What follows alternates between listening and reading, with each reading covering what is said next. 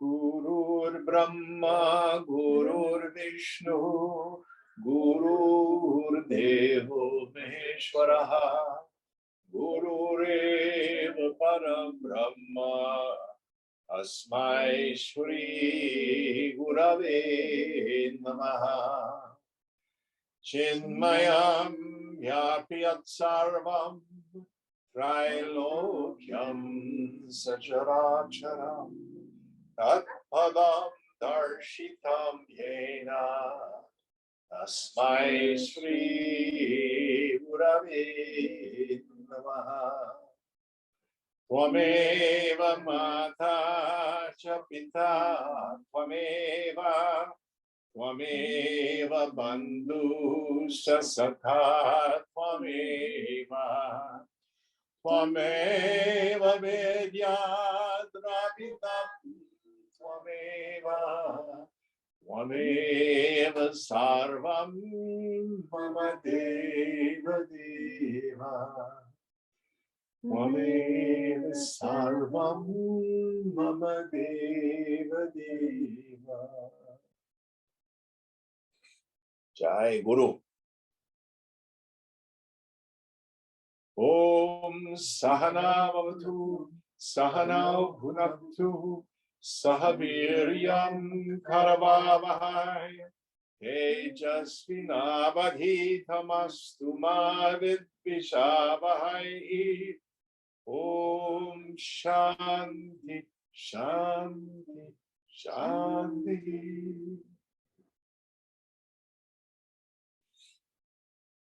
So we had two numbers. Someone said verse 21 and someone else said verse 29. 7, but I was probably wrong. It's probably 21. So let's start with 21, and I'll be able to tell once we start into it if we've done this. Can you help us out, please, Aditi? Of course. Atma nityo hi sadrupo deho anityo hyas sanmayaha tyorekyam prapashyanti kim jnanamata param. Verily, Atman is eternal and of the nature of ever existence, and the body is transient and non-existence. Yet they see their identity. What greater ignorance can there be than this? So I'm going to try to increase our volume a bit. You're very, very soft.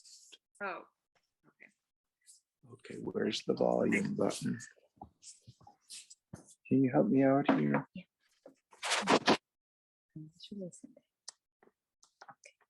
Is it up as high as it'll go? Thank you. Yeah. Okay.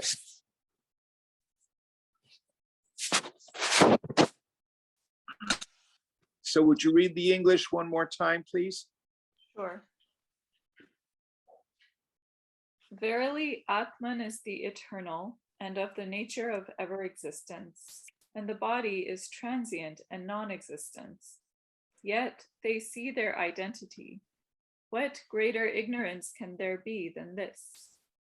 So here Shankara is identifying the root of our problem. Just like in the dream state, because of the ignorance of deep sleep and then the projection of the dream state, my mind projects a dream body and I feel like I'm inside it, looking out, and a dream ego that identifies with that dream body. And the people, places, things, and conditions of the dream seem external and real, and my thoughts and feelings inside seem real. But the question is, are you in the dream or is the dream in you? Well, it feels like I'm in the dream. No question about it. It's only from the viewpoint of the waking state that I can look back on the dream and I can say, oh, that was so vivid. I thought I was driving a car along a mountain road. So I was identified with the dream body. Likewise, because of avidya, spiritual existence, or spiritual ignorance, when the mind projects the body, mind, intellect, I think I am my body. From it stem all the problems. So for quite a few verses now, Shankara is going to bang on this issue. You are not the body. You are the one who knows the body, who sees the body. And he'll use a scriptural statement like here, the self is eternal. The body is transient. How can the body be the self? Because the body is not eternal. The scriptures say the self is eternal. So they're giving us tools to do this subject-object discrimination. When a perception comes up, to whom did this occur to me? Who am I? Go home. See if you can remember. Drop into that silent space and notice, oh, there's nothing there. I am that witnessing consciousness. Now, listen carefully. This doesn't mean that the phenomena is going to go away. So we get triggered in the subtle body. And I discriminate. I am not those feelings. Feelings turn right around and say, well, phooey on you. I'm still going to be triggered. So you just got to shake, rattle, and roll. But with the discrimination, I am not that reactivity. Don't think just because you've been able to discriminate that this is a tool to smash down the negative feelings. They may arise and tremble for a while, but they will stop. Any thoughts on this?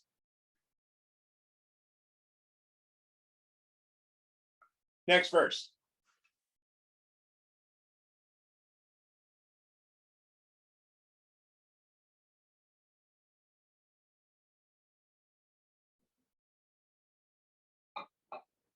You're muted. You're muted, Aditi. Sorry. Atmanastat prakashatvam yatvadartha vabhasanam naganyati dipati vati diptirbhavat yato nishi.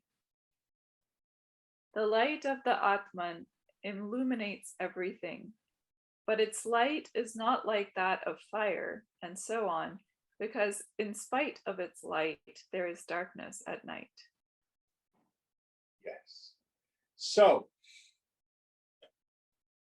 worldly lights light only partially. So if you imagine there you are in a village in India, Shankara's mother grew up had a home in the little village of Pepidi. The house is still there. The center of the village for a festival, they build a big bonfire that lights everything around. But you walk 20, 30 feet outside the village and it's dark.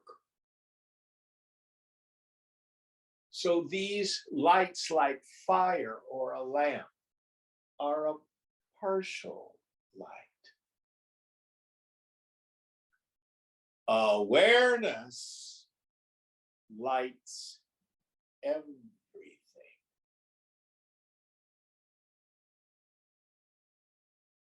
Because it is the ground of being of the entire universe. There is no place where consciousness is not. What about deep sleep, Jim? The lights seem to be off in deep sleep. No. You are illuminating a mass of darkness. You are still there. To use Ramana Maharshi's great example of the movie projector, the self is like the lamp, the mind is like the film, the images on the screen are my world.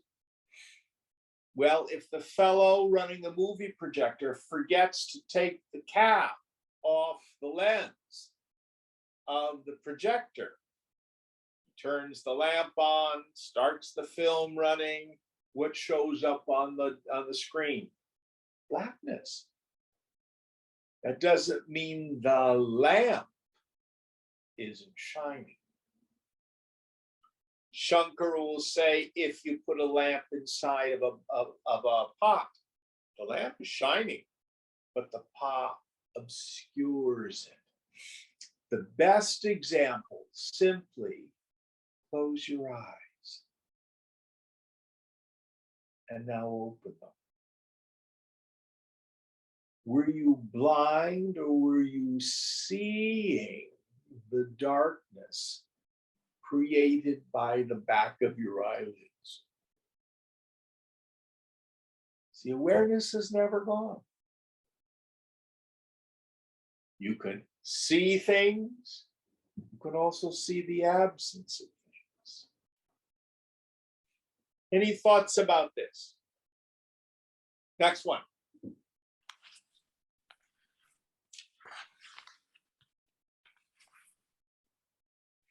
Teohamityayam mudho dhritva tishtat yaho janaha mayamithyayapi gyatva ghat drashteva sarvada. Though always knowing this body as this is mine, like a pot, an ignorant person remains deluded in the idea that I am the body. Yes. So you got to think of a person, you're walking down the street and they're carrying a pot. And you say to them, Susali, why are you carrying a pot? Because I am a pot.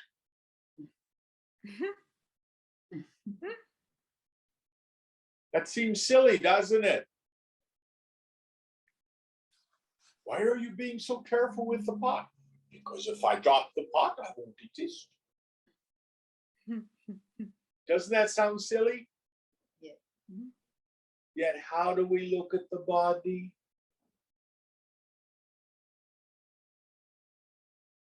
It's the same thing. The body is mine. The body is an object of cognition. The body is known the way you know a pot.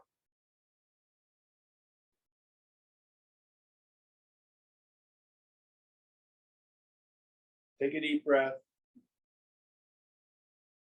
Do you not know the breath in the body? Now, this doesn't mean that the body-mind complex doesn't have strong instinctual reactions.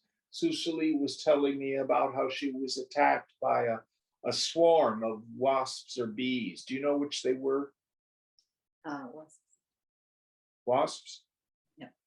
Yeah. It was painful, terribly painful. And your mind reacted. No problem. Because the body and the mind are so linked. Now, it is possible for yogis to have this enormous gap so that you can see the body is very far away and not be afflicted in the same way.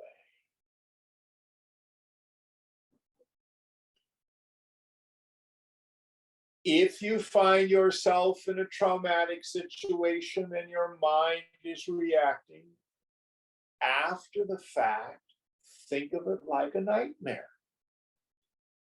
Which is more real, the pleasant dream or the nightmare?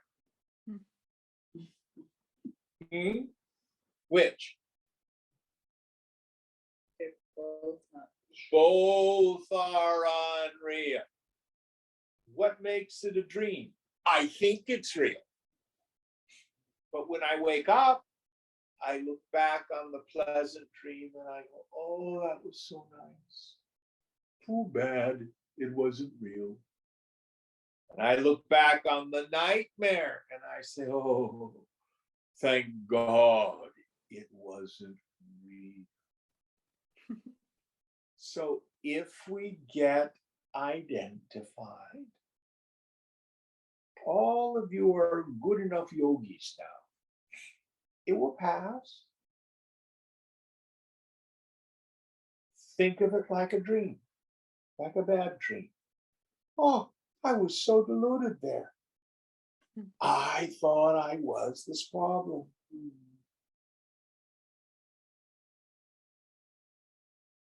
And remember who you are. There's a wonderful hymn that Shankara wrote called the Brahma Jnana Valley, I think it's called. And the opening line is Prita Smarami. Swamiji translates it as, in the early hours of the morning, I meditate on the essential self. Actually, that's not what it says. What is Smarami? Remember. I remember. So maybe as we've gotten busy with the day or busy with yesterday, we forget a bit. Take the time. Tune up the mind.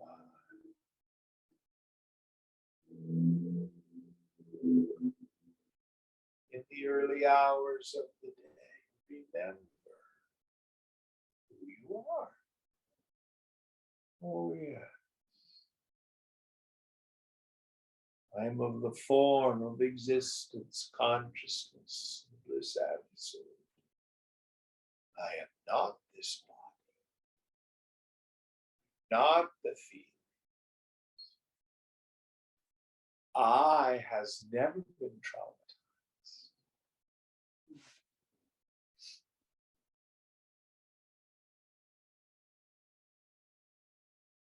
Any thoughts on this? That's very helpful. Next verse.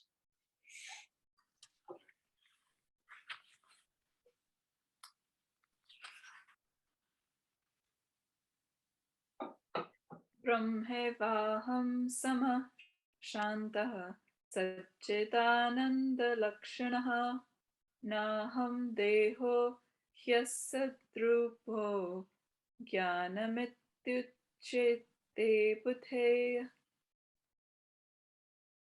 I am that Brahman, the ever equanimous, tranquil, and of the nature of pure existence, consciousness, bliss, and I am not this body, the unreal. This the wise call as real knowledge. Yes. So in the beginning, we have what's called the jnana vritti, or the jnana abhyasa, the thought of knowledge, or the practice of knowledge. So there are two parts of it. There is the negation part, neti, neti, not this, not this. I'm not the body, I'm not the prana, I'm not the feelings, I'm not the thoughts, I'm not the ego, I'm not even the darkness of deep sleep. I'm that witnessing consciousness, I am Brahman. Then the assertive part of the meditation. This is not just vain repetition. When you've done the negation part, I love that phrase Swamiji uses in Vivekachudamani, at the acme of this practice. I love that word. At the pinnacle. Then who is it? What is it that knows this equipment? Oh, I am that partless Brahman, vast and empty, of the nature of Satchidananda, Sat, pure existence. I am. I don't have existence like a thing. And I am. Chit, I shine as pure awareness. Ananda, bliss absolute. Again, in the beginning, I recommend we translate it as no sorrow reaches there. But when I finally rediscover that if the mind lets go of its agitations, it comes home and abides in the self is the source, the fountainhead of all happiness.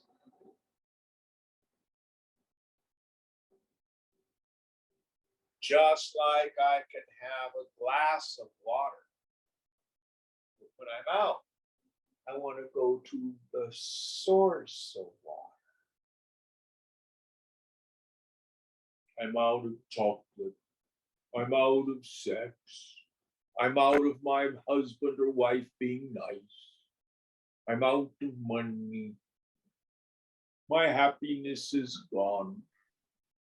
In my foolishness, I go to the world.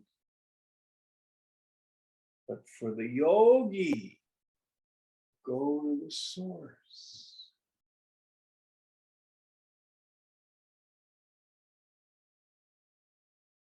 Chidananda Rupa. I am of the form of bliss consciousness. Shivoham, Shivoham. I am Shiva. I am auspiciousness.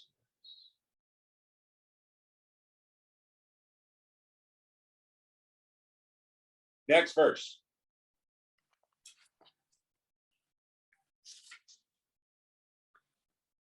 Nirvikaro nirakaro nirvadho ahamavyayah naham deho hyasradrupo jnanamityuchyate buddhe. I am the formless, changeless, without any blemish, and undecaying, and I am not this body, the unreal. This the wise call as real knowledge. Yeah. So again, we have these words. This is my suggestion of how to use them. We take each one of them and you sit in meditation and Tune up the mind. Have the scripture right next to you, then just take that one word. The first one was nirvikalpaha, wasn't it? I believe so. Nirvikalpa, nirvikaraha. Nirvikaro. Yeah. That's the second one or the first? The first one. Nirvikaro. And I think that means unchanging, right? Yeah. So, do I change? Introvert the attention and notice, nope, I'm still nothing there. I didn't turn pink overnight. Yesterday I was the vast empty space of consciousness. Today I'm a little gray ball with wings. Nope. Nirvikalpa, without any movement of any kind.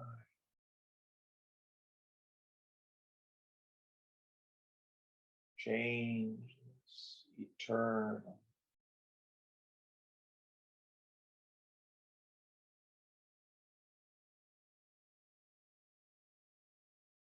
So what doesn't work is if I externalize the self and make it an idea. It's like saying, what do you think about the Second Amendment? Do you think it's a good thing? Do you think it's a bad thing?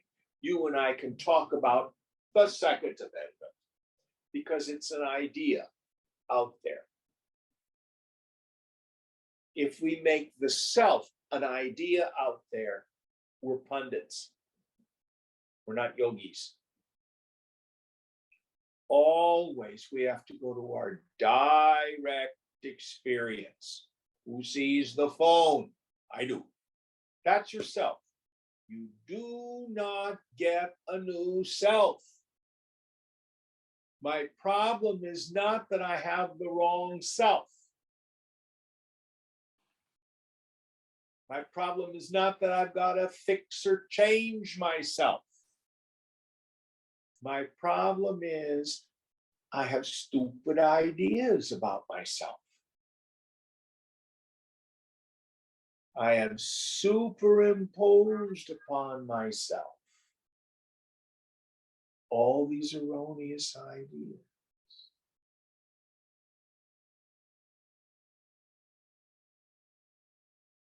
In the Monday night class, we were sharing with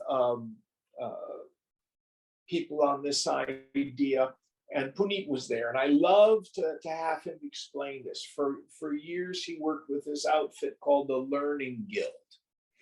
And the idea was to teach mostly marginalized populations that don't normally get into IT, how to do programming. And one of the issues they had to deal with is what he calls imposter syndrome.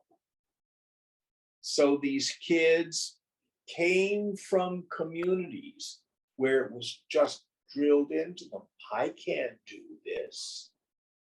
I'm not able to do this. I can't.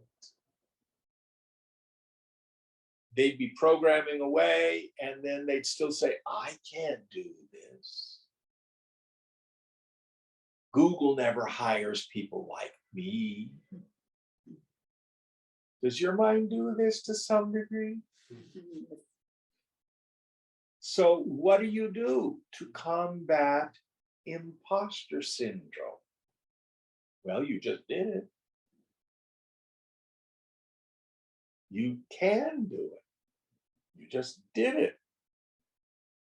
Yeah, but it's right here in the Learning Guild. You did it though.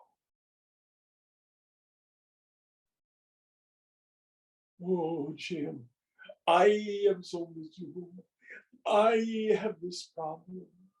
I suffer this way. I don't have this. I, me, mine, I, me, mine, I, me, mine. And the teacher goes, wait a minute. Who are you?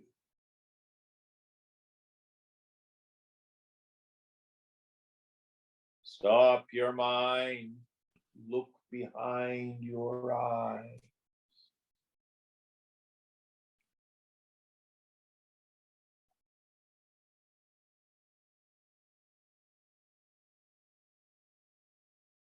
Do you see any troubled person in there?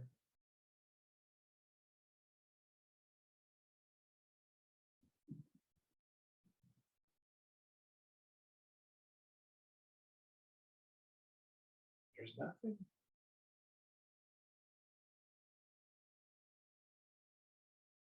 But so tenacious are our thoughts of ignorance. Yeah, but Jim, what about blah, blah, blah, blah, blah, blah, blah? Drop it.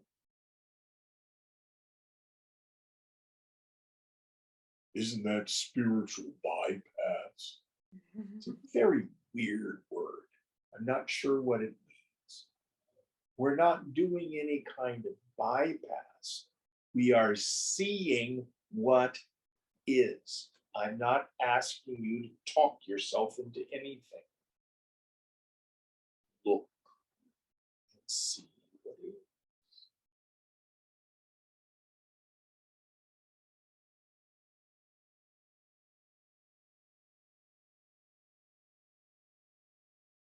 Aditi, what's the therapy frame where they get you to change your behavior, the behavior modification stuff? What's that called? Dialectic. Say it again. Dialectic. I'm not sure Behavioral that's it. therapy. Cognitive. Cognitive. Cognitive behavioral therapy. Yeah. And what you do is you act your way into a different way of thinking. You see. And that's what we do essentially in yoga. Over and over again. We don't run down the rabbit hole. I'm a piece of poop. I'm terrible. I'm this. I, me, mine. I, me, mine. I, me, mine. That's the old habituated way of thinking. And you can't talk yourself into the new one. You've got to see it's rooted in a direct experience. Always.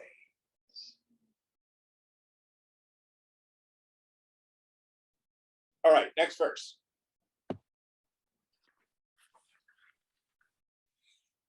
Niramayo nirabhaso nirvikalpo aham ataha naham deho yasadrupo jnanamityuchyate buddhe.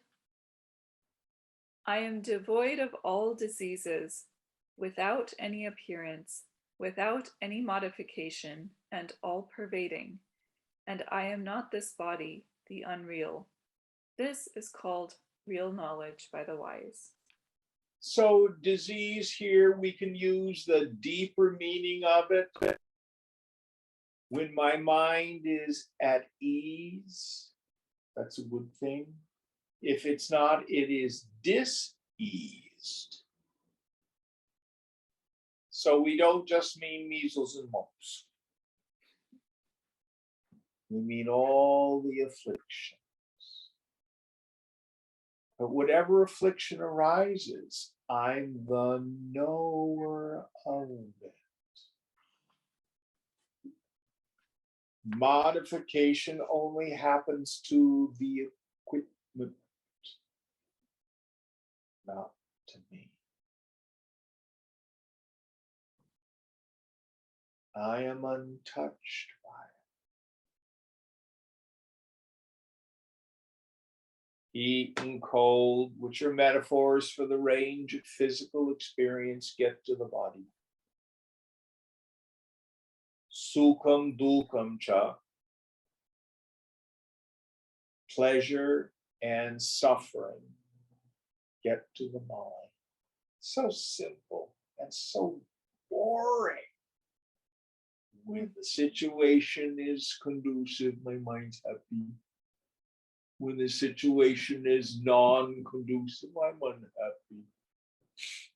All there is to it, based on the force of the past. If I'm getting my own way, I'm happy. If I'm not getting my own way, I'm unhappy. It's so repetitive. So repetitive. Am I making this up? Do you get brand new suffering every day?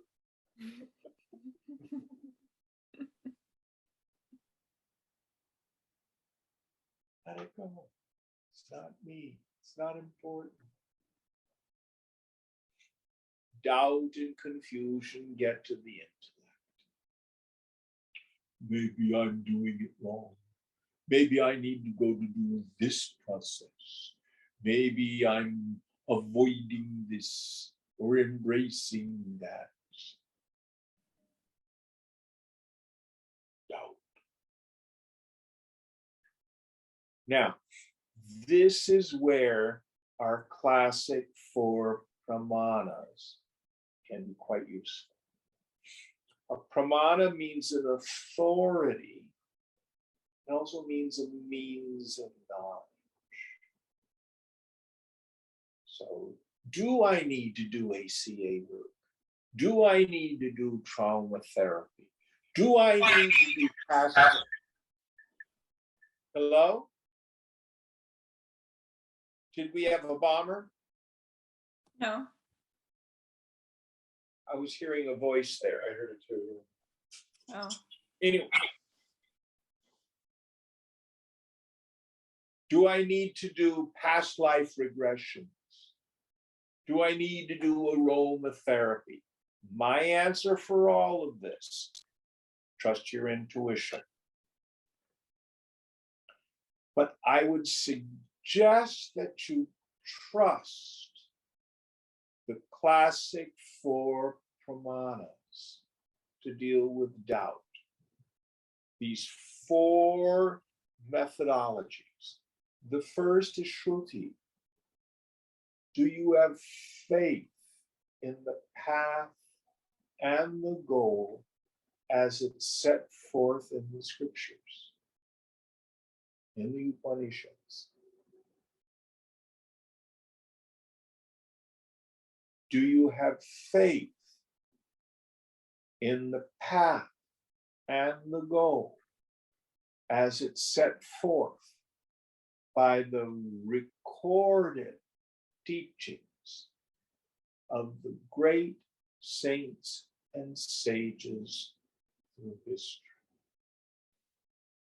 Who are you going to believe? Ramana Maharshi or somebody advertising on YouTube?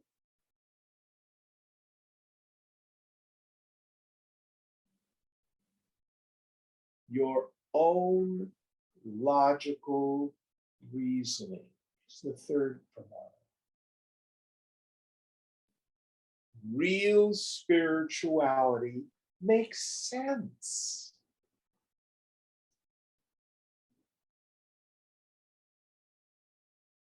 Does not ask you to believe all sorts of fantastic, stupid things. It may seem outrageous at first. For example, for a beginner, if we take that, I think it's the fourth verse in the second chapter of the Mandukya Karika. The phenomenal world is quite unreal. The proof of its unreality is that you can see it. What? I thought seeing was believing. Well, if we dig deeper, we see that that's not a good pramana. And the fourth is your own direct experience. Here Shankara is saying, in a quiet mind, in the space between thoughts, with this radical reversal of your attention. What do you see? Who are you?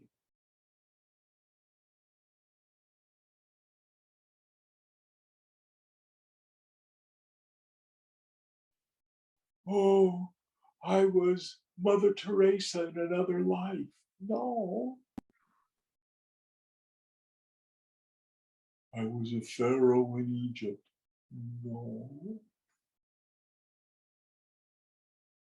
I'm a higher being on a more transcendental plane. No.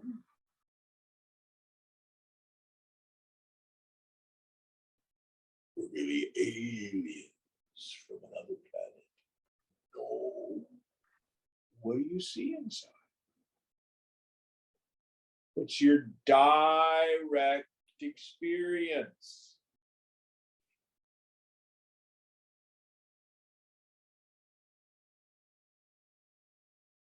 Chidananda. I am of the form of this consciousness.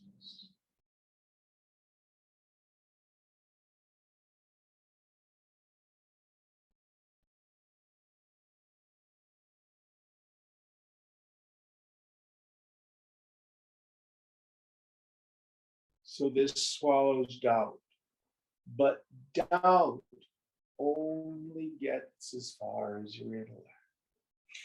Who sees the doubt? Who sees confusion?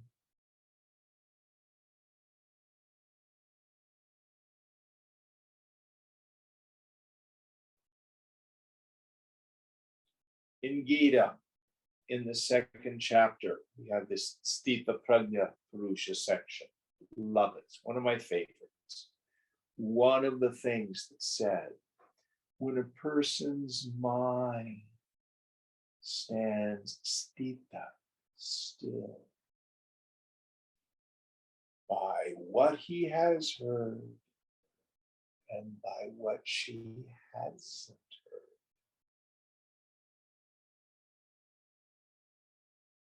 The words are just underneath. Shivoha, Shivo.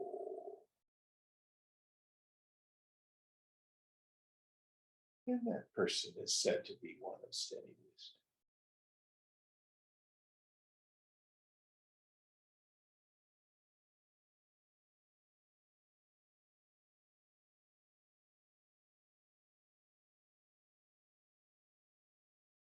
Next verse.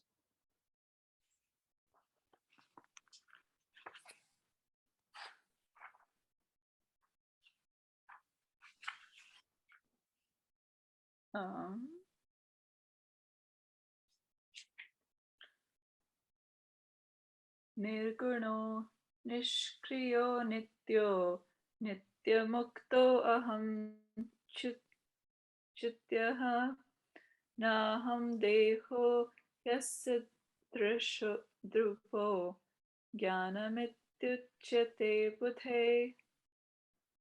I am without any qualities and actions, eternal and ever liberated. I am immutable, and I am not the body, which is unreal. This is known as real knowledge by the wise. Yes. So the first two things that he says, the things that we are not, say them again. Without any qualities and actionless. Yes. I do nothing. I have no qualities. I can remember a camp. One of the people, the attendees, came to Swamiji and said, Swamiji, when are you coming to Allahabad? He says, I go nowhere. Allahabad passes in front of me.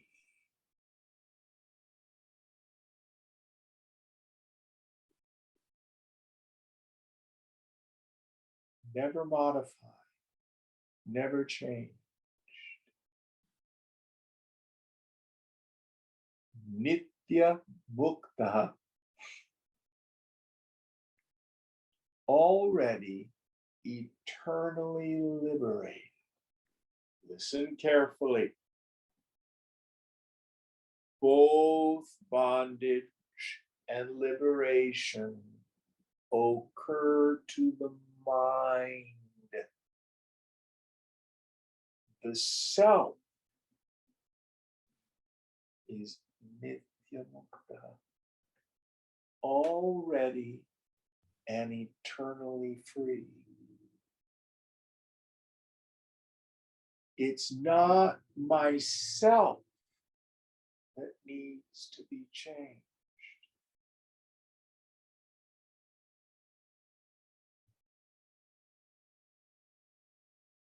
I like this image I came up with this morning of the person carrying the pot. My problem is my pot is so small. I'm so small because I'm a pot. So the problem is I need to be a bigger pot. I don't know what to do to make my pot bigger so that I am bigger. What would you say to someone like that? If I paint the pot, I'll be better.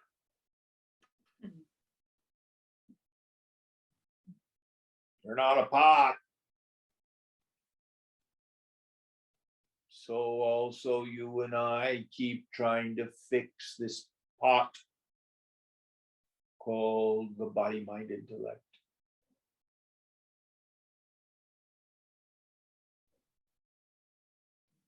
None of it touches you. What is my bondage? My bondage is nothing more than the deeply rooted conviction, idea, feeling that I'm bound. Meaning, I think I'm my body. What is moksha? What is liberation? Nothing more than the deeply rooted conviction based in direct experience that I'm not the body, that I'm that ground of being, that I'm that witnessing consciousness. We don't become it. We see that we've been it all along.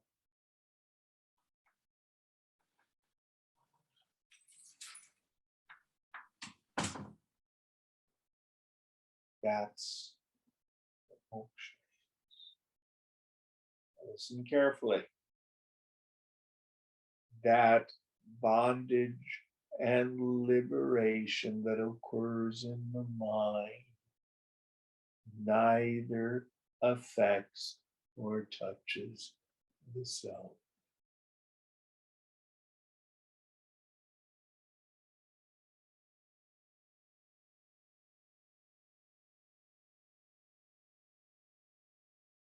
You can never really be bound. It's like hypnotism. It's like the person at the stage show in Las Vegas who's hypnotized into thinking he's a chicken. Runs around the stage, bark, bark, bark. Doesn't make him a chicken. Sure feels like he is, though, to him.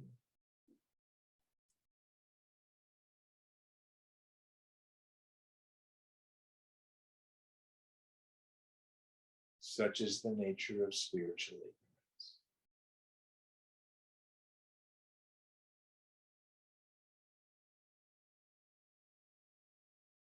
Next verse.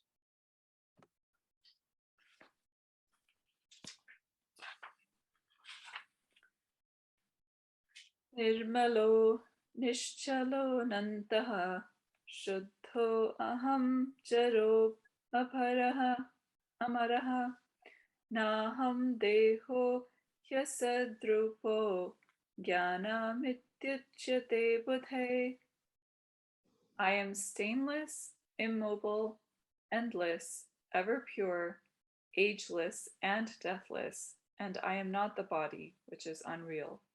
This is called real knowledge by the wise. So nirmalam, without any dirt or taint. And what was nirchalo? Is that the next one? Yeah, Nishchila. Nischala. Immobile. So chalchalati means to move about. So I do not move.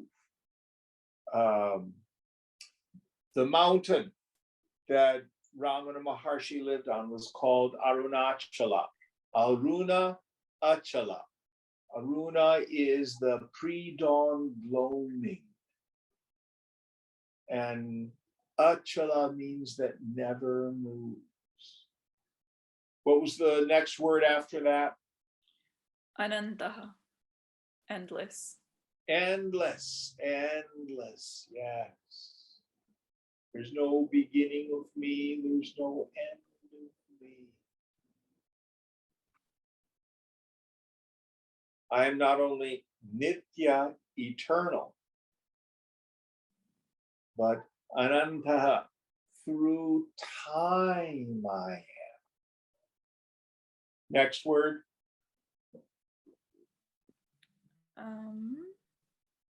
Shuddha. Ever Shuddha, pure. pure. Vishuddha, extremely pure. It's funny, there's something deep within us that somehow thinks that, oh, this wise old woman or wise old man who's not afflicted by all the grubby, stupid impurities that you and I are. I'm a sinner.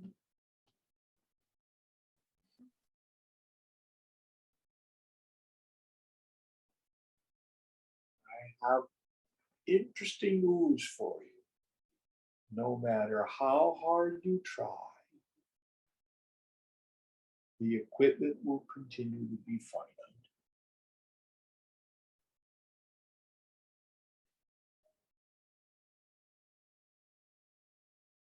But you are not the equipment. The purity that we intuitively long for, we already are.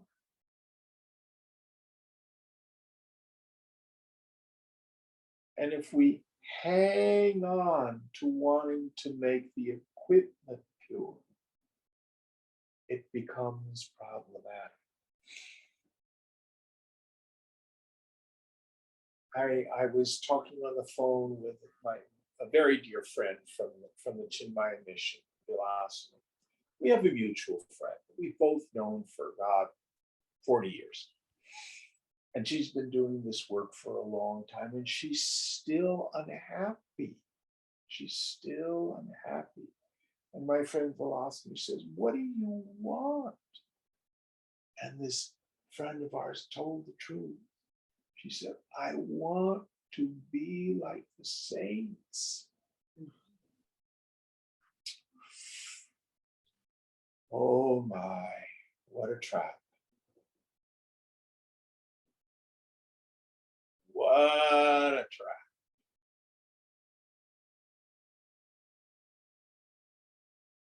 If I think I'm a person, I'm deluded.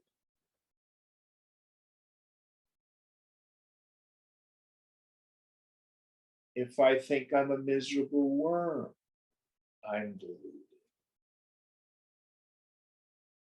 If I think I'm a saint, I'm deluded. And if I think I'm a worm who wants to be a saint, I'm really deluded.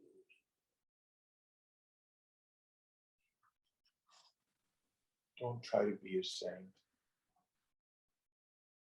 Endeavor not to be a jerk out of compassion for the rest of us. That's enough. But know who you are. You are already Ishoka. Don't try to be a saint. Be Brahman.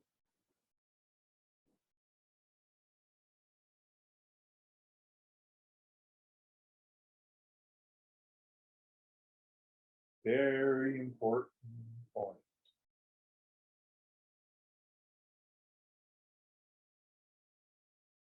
There's a slogan in the Buddhist tradition. If you see the Buddha on the path, kill him. Oh, I think I'm a Buddha. I'm as light as you could possibly be. Kill it.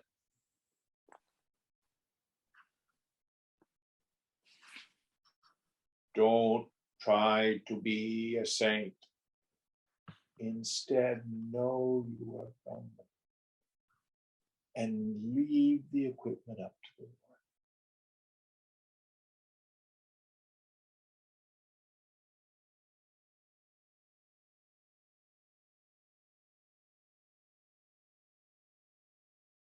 Next verse.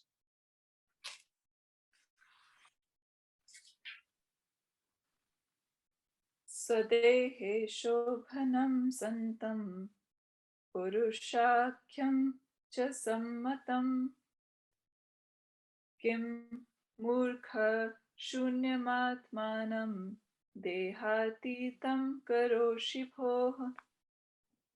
O fool, why do you imagine that the self which is accepted by Shruti as Purusha, the auspicious, the ever-existent, which is in and yet beyond the body, to be a mere void and non-existent? So here, Shankara is taking aim at what we call the Shunyavadins, the scholiasts of the void, the followers of Sangha. It is a school of Buddhism. In this school, they posit that awareness and the objects are unique and arise at every moment. So if I have the perception of the painting on the wall, the perceiver of the painting arises with that. If I'm listening, the listener arises. There is no self. There is no ground of being. This is the Shunyavadins. There's nothing there. The problem with this is it's completely unverifiable.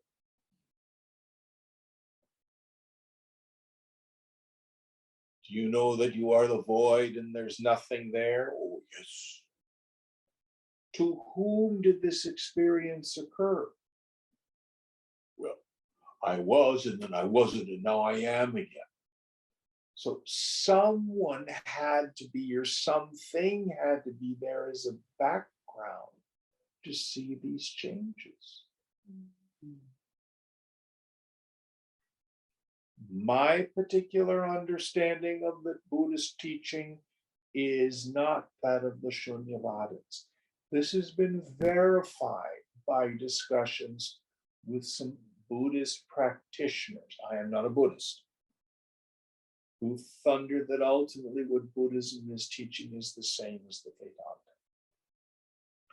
There is something that disappears, and that is the personal sense of self.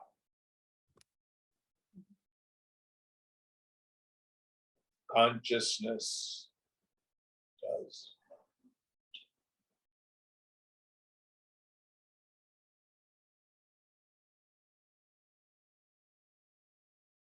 Let's see if I can give you an example. Are there dirty dishes in my sink today? No, I can see. Why don't you know? I haven't seen. Exactly. You have not witnessed it. Sometimes you go in and you'll see, oh, there's a bowl in Jim's sink. Sometimes you go in, oh, Jim did his dishes. You see the presence and the absence of my dirty dishes. But if you do not witness it, you cannot know. So if the Shunyavadins are correct, consciousness is dependent on the perception of objects. There is no ultimate reality.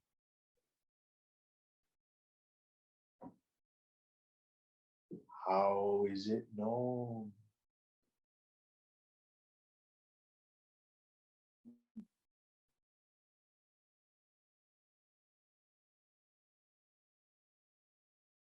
So the Upanishads thunder. There is a reality. Like the Buddhists say, it is shunyata. It is empty of form. Vast. Nirupaham nirmalam. Achintyam. Avyapadesham. But it is. Shines as pure awareness.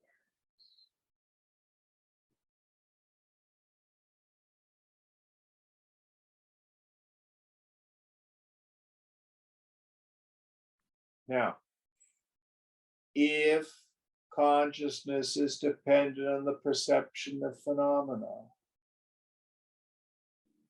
and nirvikalpa samadhi is the state where all phenomena is gone, do you disappear in samadhi?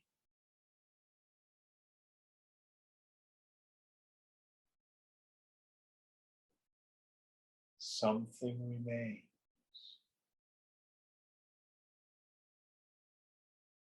The person is gone. The phenomenal world is gone.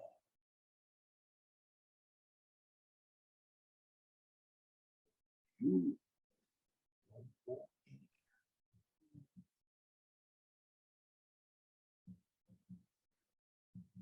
Mm.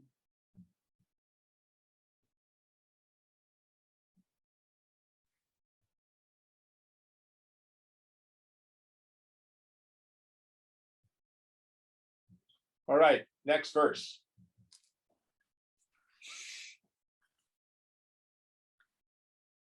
Svatmanam shunu murkhatvam shrutya yuktya cha purusham dehatitam sadakaram sudurdarshan bhavadrishahai. Please understand, O ignorant one, from the scriptures and by reasoning that the Purusha, the self, is beyond the body, is of the very nature of existence, and it cannot be comprehended by persons like you. Ooh. So he's talking to a very bright and very sophomoric student, I suspect.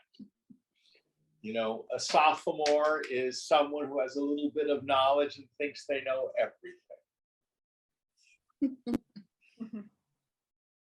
That's being sophomoric. So here, Shankara is saying, you've studied lots of scriptures, lots of teachings. You've learned these things, you can recite them. But the truth, you must directly experience. How do I get there? I have to be humble enough to follow the path that's been set down by the rishis. Now, historically speaking, in the 3rd century BCE, King Ashoka converted to Buddhism And as was common in the ancient world, most of northern India, which was under his governance, converted to Buddhism. Buddhism flourished in the northern part of India for about 1,000 years. Well, not quite that long, about 800 years. 800 years. And one of the things that Shankara is famous for is converting the Indians back to Hinduism. At the time of the Buddha, Hinduism had fallen into great decadence, meaning it was caught up in its ritual portion. In the Vedas, we have the karma kanda. You do a ritual for this, you do a ritual for that, you do a ritual for this. Many ways it had some echoes of some of the things of actually ancient Egypt. Ancient Egypt, the king had to perform these ceremonies to keep the world running. The Brahmins had to do these yajnas, otherwise the world would stop running. Superstition. Superstition. And they had forgotten or ignored the deepest part of the Vedic knowledge, which is the Vedanta, which is the knowledge that's in the Upanishads. This is one of the reasons why Shankara took out what he considered the most important, there are 11 of them, Upanishads, upon which he wrote commentaries or bhashyas.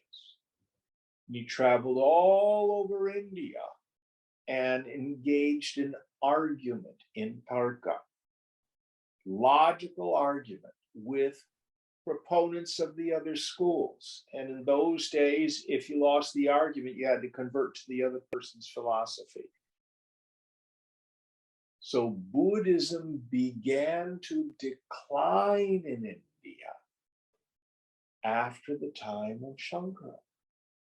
And the Vedanta arose as the preeminent philosophical position.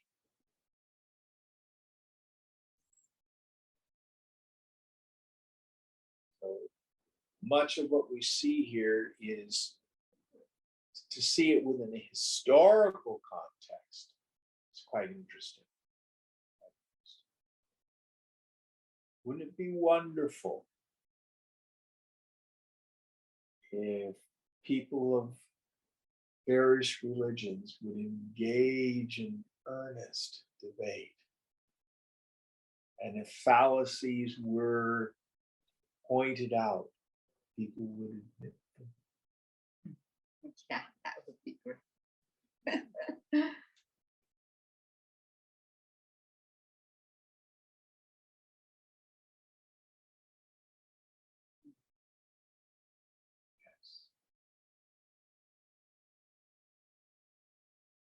I love God. You don't love God the way I love God, we're going to kill you.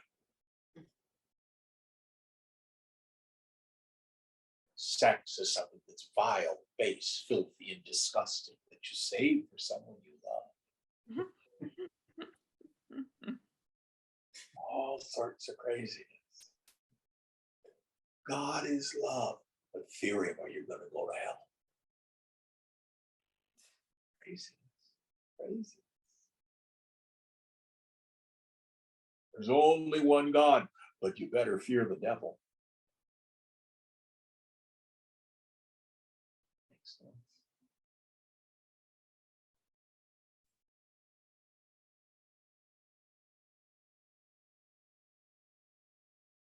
All right, we'll end here today. What number are we on for next week, Aditi? 30. Yeah, we did 30. We're starting 31. 31 next week. All right. Yeah.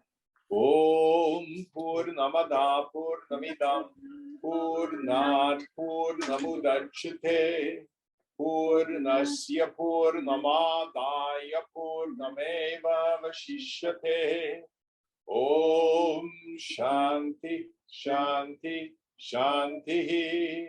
Hari Om Sri Guru Pyo Namaha. Hari Om.